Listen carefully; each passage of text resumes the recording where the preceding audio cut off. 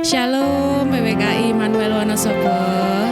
Saya yakin hari ini kita semua bersuka cita, kita bersama-sama datang kepada Tuhan. Dan sebelumnya kita akan menyatukan hati kita, marilah kita berdoa bersama-sama di dalam Tuhan.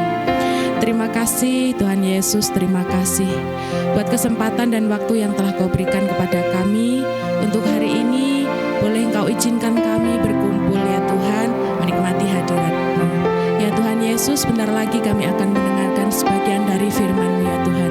Kami percaya ya Tuhan, firman-Mu ini akan meneguhkan kami, firman-Mu ini adalah pegangan kehidupan kami. Dan kami percaya, kami mendengarkan firman-Mu ini akan mengubahkan setiap diri kami ya Tuhan, menjadi lebih baik lagi. Ya Tuhan Yesus, berkati pula hamba-Mu yang akan menyampaikannya. Urapi hamba-Mu ya Tuhan, setiap kata demi kata yang keluar akan dapat tersampaikan dengan baik kepada kami. Terima kasih Tuhan Yesus, terima kasih Tuhan Yesus. Kami siap membuka hati kami. Kami tidak akan mengeraskan hati kami ya Tuhan, melainkan kami akan melembutkan hati kami, menerima setiap firman yang akan kami dapatkan. Kami siap untuk menerima firman-Mu ya Tuhan Yesus, dalam nama-Mu ya Tuhan Yesus. Haleluya, haleluya, amin. Ku tidak takut, sebab Kau besertaku.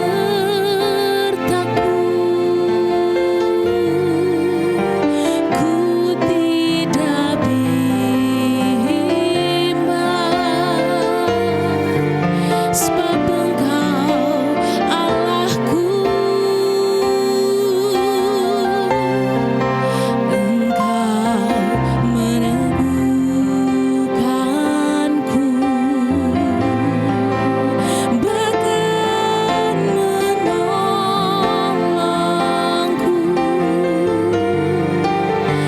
Kau batukan aku, Yesus Tuhan. Yesus memegangku dengan tangan kananmu. Yesus memberiku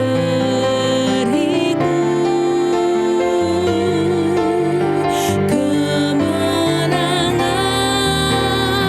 Yesus memegangku, Yesus memegangku.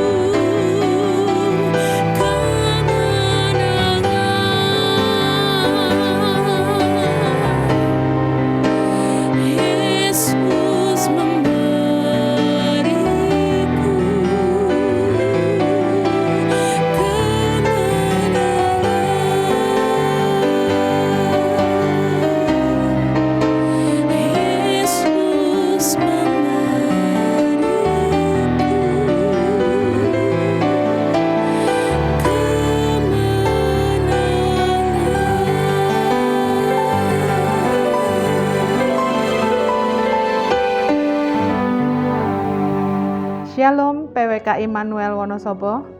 Salam damai bagi kita semua. Puji Tuhan, kembali kita akan merenungkan firman bersama-sama. Dan firman Tuhan kali ini sangat berguna untuk kita hidup mengikuti rencana Tuhan. Untuk tema kali ini saya akan menyampaikan, jangan salah ambil keputusan. Setiap hari kita dituntut untuk mengambil keputusan-keputusan, baik keputusan yang kecil maupun keputusan yang besar atau yang menurut kita itu keputusan yang penting. Columbia Researcher mengungkapkan bahwa minimal ada 70 keputusan yang harus kita ambil dalam sehari. Dan keputusan kita hari ini akan menentukan masa depan kita. Dan hari ini adalah hasil keputusan kita di masa lalu. Dan keputusan yang kita ambil dapat memberi dampak besar perubahan hidup kita sampai sekarang. Tetapi yang harus kita ingat yaitu yang pertama, jangan mengambil keputusan saat hati kita dikuasai emosi. Apa itu emosi? Emosi itu ada di dalam jiwa kita. Emosi itu bermacam-macam. Ada takut, ada sedih, ada marah, bahkan ada perasaan yang senang sekali atau kita sebut sangat excited. Tetapi kalau kita mengikuti keputusan ketika emosi kita sedang bergejolak akan memberikan sesuatu yang tidak baik. Kita akan lihat kisah Sarah ketika mengambil keputusan, dia memberikan Hagar hambanya untuk suaminya Abram supaya memperoleh keturunan. Saya akan bacakan dalam Kejadian 16 ayat 1-2. Adapun Sarai, istri Abram itu tidak beranak. Ia mempunyai seorang hamba perempuan orang Mesir, Hagar namanya. Berkatalah Sarai kepada Abram, "Engkau tahu, Tuhan tidak memberi aku melahirkan anak. Karena itu baiklah hampiri hambaku ini. Mungkin oleh dialah aku dapat memperoleh seorang anak." Dan Abram mendengarkan perkataan Sarai. Apa yang menjadi dampak yang bahkan kita ini terima ketika Sarai tidak sabar untuk menantikan janji Tuhan dikenapi. Dia mengambil keputusan sendiri, caranya sendiri dengan memberikan Hagar. Dan akibatnya kita lihat dalam Galatia 4 ayat 29-30. Tetapi seperti dahulu dia yang diperanakan menurut daging menganiaya yang diperanakan menurut roh, demikian juga sekarang ini. Tetapi apa kata nas kitab suci? Usirlah hamba perempuan itu beserta anaknya. Sebab anak hamba perempuan itu tidak akan menjadi ahli waris bersama anak perempuan merdeka itu. Kita tahu ada luka dari keturunan Ismail dengan keturunan Ishak. Sehingga ada penganiayaan dari keturunan daging kepada keturunan roh, yaitu kita. Kita ini bahkan menerima imbas dari keputusan Sarah. Ada kemarahan mereka sampai sekarang, sehingga kita menerima penganiayaan dari mereka. Karena Ismail adalah hasil keputusan daging. Ismail adalah hasil keputusan dari ketidakpercayaan, diambil saat hati Sarah dikuasai emosi. Lalu kita lihat siapa lagi?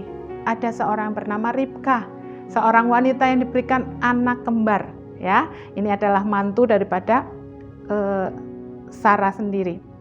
Dalam Kejadian 25 ayat 23, firman Tuhan kepadanya, "Dua bangsa ada di dalam kandunganmu dan dua suku bangsa akan berpencar dari dalam rahimmu. Suku bangsa yang satu akan lebih kuat daripada yang lain dan anak yang tua akan menjadi hamba kepada anak yang muda." Ketika Ribka tahu bahwa anak yang muda akan menjadi tuan daripada anak yang tua, Ribka mengambil keputusan sendiri. Ribka mengambil jalannya sendiri dengan mendorong Yakub untuk menipu ayahnya Ishak agar memperoleh hak sulungan. Dampaknya apa, saudara? Dampaknya apa, wanita Kristus? Ada kemarahan dan dendam Esau kepada adiknya. Dan kita tahu bahwa Yakub pergi dari keluarganya dan akhirnya keluarga ini terpisah-pisah. Lalu yang kedua, jangan mengambil keputusan dengan tergesa-gesa. Dalam Pengkhotbah 5 ayat 2 dikatakan, "Janganlah terburu-buru dengan mulutmu dan janganlah hatimu lekas-lekas mengeluarkan perkataan di hadapan Allah, karena Allah ada di surga dan engkau di bumi. Oleh sebab itu biarlah perkataanmu sedikit." wanita Kristus mungkin kita mengalami kekecewaan ya dalam persekutuan dengan saudara-saudara seiman. Kita juga bisa kecewa dengan gereja, bisa dengan pemimpin gereja, tersinggung dengan khotbah yang didengar ya. Langsung perkataan kita mungkin, nggak usah gereja-gerejaan, nggak usah Tuhan-Tuhanan. Bahkan mungkin kita kecewa dengan Tuhan yang tidak menjawab doa kita. Ngapainlah pelayanan, tidak ada pelayanan-pelayanan lagi dan sebagainya. Nah, oleh karena itu kita juga hati-hati dengan nasar kita, perkataan kita yang diucapkan dengan tergesa-gesa. Seperti Hakim-Hakim 11 ayat 30-31, ini kisah Yefta. Lalu bernasarlah Yefta kepada Tuhan, katanya, jika engkau sungguh-sungguh menyerahkan Bani Amon itu ke dalam tanganku, maka apa yang keluar dari pintu rumahku untuk menemui aku pada waktu aku kembali dengan selamat dari Bani Amon, itu akan menjadi kepunyaan Tuhan dan aku akan mempersembahkannya sebagai korban bakaran. Ya, kala itu Yefta dihadapkan oleh peperangan dengan Bani Amon, tetapi ketika dia bernasar, ya, akhirnya apa, saudara? Akhirnya apa wanita Kristus? Ketika Yefta pulang ke Mispa, ke rumahnya, tampaklah anaknya perempuan keluar menyongsong dia dengan memukul rebana serta menari-nari. Dialah anaknya yang tunggal. Selain dari dia tidak ada anaknya laki-laki atau perempuan. Demi dilihatnya dia, dikoyakannya bajunya sambil berkata, anakku, engkau membuat hatiku hancur luluh dan engkaulah yang mencelakakan aku. Aku telah membuka mulutku bernasar kepada Tuhan dan tidak dapat aku mundur. Berharap yang keluar adalah mungkin bujangnya atau yang lain. Ternyata yang menyambut di depan pintu yang pertama adalah anak satu-satunya, sehingga Yefta tidak ada keturunan lagi. Kisah Yefta mengajarkan kita untuk berhati-hati sebelum mengucapkan sesuatu, mengucapkan nasar, terutama dalam hal janji atau nasar. Dan Yefta mengajarkan bahwa setiap nasar yang kita ucapkan harus dikenapi. Lalu yang ketiga, jangan mengambil keputusan karena keinginan daging. Ya, dalam Roma 13 ayat 13, marilah kita hidup dengan sopan seperti pada siang hari. Jangan dalam pesta pora dan kemabukan, jangan dalam percabulan atau hawa nafsu, jangan dalam perselisihan dan iri hati. Keputusan kita tidak dikendalikan oleh rasa iri atau tidak puas. Mungkin orang lain punya sesuatu yang kita tidak punya. Lalu kita berpikir, orang lain punya, masa saya tidak punya? Atau kita berbelanja karena lapar mata, bukan karena kebutuhan. Ya, dalam Galatia 5 ayat 24 dikatakan, barang siapa menjadi milik Kristus, ia telah menyalibkan daging dengan segala hawa nafsu dan keinginannya. Lalu setelah itu kita akan berpikir bagaimana kita mengambil keputusan yang benar. Yang jelas yang pertama adalah minta hikmat Tuhan sebelum kita mengambil keputusan. Kita tahu dalam Raja-Raja 3 ayat 9-10 dikatakan, maka berikanlah kepada hambamu ini hati yang faham menimbang perkara untuk menghakimi umatmu dengan dapat membedakan antara yang baik dan yang jahat. Sebab siapakah yang sanggup menghakimi umatmu yang sangat besar ini? Lalu adalah baik di mata Tuhan bahwa Salomo meminta hal yang demikian. Kita tahu Salomo meminta bukan harta, bukan kekayaan, bukan apapun yang di dalam dunia ini, tetapi dia meminta hikmat yang datangnya dari Tuhan. Hati yang paham terhadap perkara, untuk menimbang perkara adalah hikmat, saudara. Hikmat datang dari Tuhan. Hikmat adalah karunia pemberian kepada setiap orang yang meminta kepada Tuhan. Lalu yang kedua, pilih yang baik dan yang benar. Amsal 2 ayat 20 dikatakan, sebab itu tempuhlah jalan orang baik dan peliharalah jalan-jalan orang benar. Baik dan benar artinya bertindak sesuai dengan standar moral Allah, yaitu kasih, kudus, adil, dan dalam kesetiaan. Lalu yang ketiga, pilih taat akan firman Tuhan. Amsal 3 ayat 5-6. Percayalah kepada Tuhan dengan segenap hatimu dan jangan bersandar kepada pengertianmu sendiri. Akuilah dia dalam segala lakumu, maka ia akan meluruskan jalanmu. Memilih apa yang baik dan benar harus dilakukan dalam ketaatan penuh kepada Tuhan. Lalu yang keempat, pilih menjaga hati dan perkataanmu. Firman Tuhan dalam Amsal 4 Ayat 23, jagalah hatimu dengan segala kewaspadaan, karena dari situlah terpancar kehidupan. Kalau hati kita penuh dengan kebencian, akan mengeluarkan hal-hal yang negatif dan penuh dengan kepahitan. Hal ini akan merusak diri sendiri dan berdampak buruk dalam hubungan dengan orang di sekitar kita. Lalu dalam Pengkhotbah 5 ayat 6 dinasihatkan, janganlah mulutmu membawa engkau ke dalam dosa. Janganlah berkata di hadapan utusan Tuhan bahwa engkau khilaf. Apakah perlu Allah menjadi murka atas ucapan-ucapanmu dan merusakkan pekerjaan tanganmu? Lalu diingatkan juga dalam Amsal 18 ayat 21, hidup mati dikuasai lidah, siapa suka mengemakannya akan memakan buahnya. Oleh karena itu, jaga perkataan kita, apa yang kita keluarkan akan kembali kepada kita sendiri. Untuk itu kita kuasai emosi kita dan jangan biarkan situasi di sekitar kita akan menguasai kita. Jangan karena kita dikuasai emosi. Contohnya kita kuasai kemarahan, kita kesel ya karena anak kita mungkin dibilangin gak nurut-nurut. Akhirnya kita mengutuki anak kita. Setelah itu kita bingung, kenapa anak saya nakal? Kenapa anak saya jadi bodoh? Kenapa anak saya gagal terus? Ya, itu adalah buah yang kita perkatakan.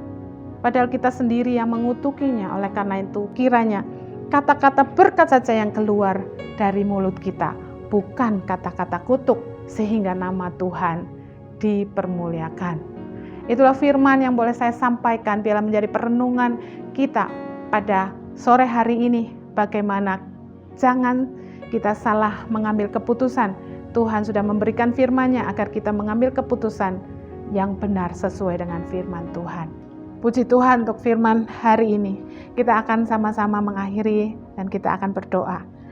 Terima kasih Bapa untuk firman-Mu hari ini. Penting bagi kami untuk Tuhan pimpin di dalam setiap kami mengambil keputusan, supaya kami tidak mengambil keputusan di saat emosi, tergesa-gesa dan hanya menuruti keinginan daging kami.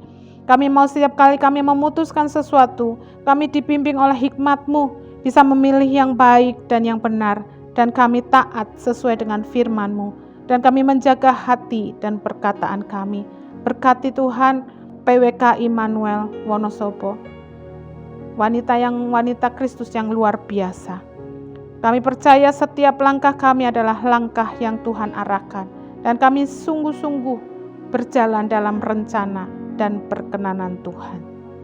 Kami mengucap syukur dan kami serahkan hidup kami selanjutnya hanya di dalam nama Tuhan Yesus Kristus. Amin. Tuhan Yesus memberkati PWKI Immanuel Wonosobo.